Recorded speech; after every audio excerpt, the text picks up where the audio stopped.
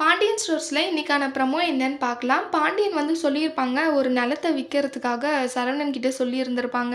அந்த நிலத்த வித்து செந்திலுக்கும், கதிருக்கும் 10, 10 லட்சம் குடுத்துரலாம் அப்படின்னு சொல்லிட்டு பாண்டியன் சொல்லியிருந்திருப்பாங்க. அந்த நிலம் விக்கிறதுக்காக ஒரு ஆள் வந்திருப்பாங்க. அந்த ஆளுமே நல்ல விலைக்கு அந்த இடத்த வாங்கிக்கிறாங்க. அடுத்து அந்த பணத்த எல்லாத்தையுமே செந்திலுக்கும் 10 லட்சம் குடுத்துர்றாங்க. கதிருக்கும் 10 லட்சம் குடுத்து டிராவல்ஸ் வச்சுக்கோன்னு சொல்லி குடுத்துர்றாங்க. அப்போ வந்து மயிலுக்கு தோணுது, நம்ம புருஷனுக்கு எதுவுமே குடுக்கலையே, நம்ம புருஷனோட பங்கு இல்லையா? அப்படின்ற மாரி நெனைக்கிறாங்க. நம்ம புருஷனுக்கு எதுவுமே கிடைக்கலன்னு சொல்லிட்டு மயில் நெனைக்கிறத விட, பாண்டியன்கிட்டயே போய் கேட்டுறலாம் அப்படின்னு சொல்லிட்டு நெனைக்கிறாங்க.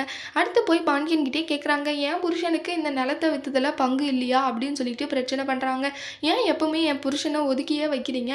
மீனா புருஷனுக்கு கவர்மெண்ட் வேலை, சின்னவருக்கு டிராவல்ஸ் வச்சு குடுக்குறீங்க. என் புருஷனுக்கு என்னதான் பண்றீங்க அப்படியே?" அப்படின்னு சொல்லிட்டு மயில் வந்து வீட்ல சண்டை போடுறாங்க.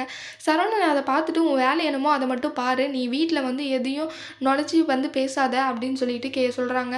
பாண்டியன் அப்புறம் திட்டுறாங்க, "ஏன் அமைதியா இருடா! அவ நியாயமா தானே கேட்கிறா. உனக்காக நாங்க என்ன பண்ணோம்னு" சொல்லிட்டு பாண்டியன் ஃபீல் பண்றாங்க. அடுத்து சரவணனும் ஃபீல் பண்றாங்க, "அப்பா நீங்க எதுவுமே இந்த மாரி எல்லாம் நெனைக்காதீங்க. நான் உங்கள எப்பவுமே தப்பாவே நெனைக்க மாட்டேன்ப்பா. நீங்க எதுக்குமே கவலைப்படாதீங்கன்னு" சொல்லிட்டு சரவணன் வந்து பாண்டியன் கிட்ட சொல்றாங்க.